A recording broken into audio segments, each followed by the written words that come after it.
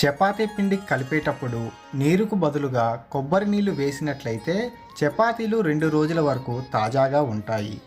ఇడ్లీ పిండి పైన 1 లేదా 2 తమలపాకులు ఉంచినట్లయితే ఇడ్లీ పిండి 3 రోజుల వరకు పొలవకుండా ఉంటుంది. మిరపకాయ బజ్జీలు చేసేటప్పుడు పిండిలో 2 చెంచాల నెయ్యి కలిపి చేసినట్లయితే బజ్జీలు కరకరలాడుతూ రుచిగా వస్తాయి.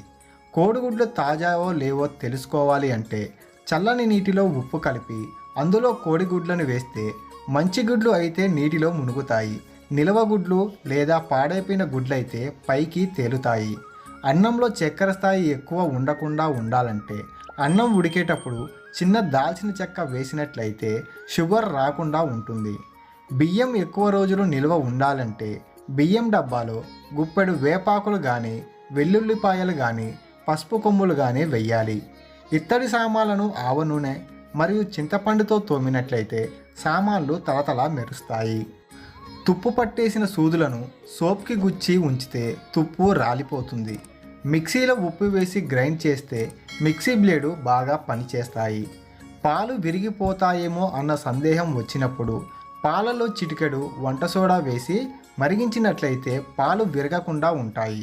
చలికాలంలో పెరుగు గడ్డగా తోడుకోదు. పెరుగు గడ్డలాగా తోడుకోవాలంటే పెరుగు తోడు వేసిన తర్వాత మిర్చిని పాలలో వేయండి.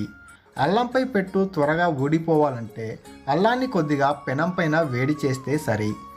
జుట్టు ఒత్తుగా నల్లగా పట్టులాగా ఉండాలంటే పెరుగులో కాస్త మెంతిపొడి కలిపి మాడికి అప్లై చేసి 1 గంట తర్వాత తలస్నానం చేస్తే జుట్టు మెరిసిపోతుంది, చుండ్రు కూడా పోతుంది.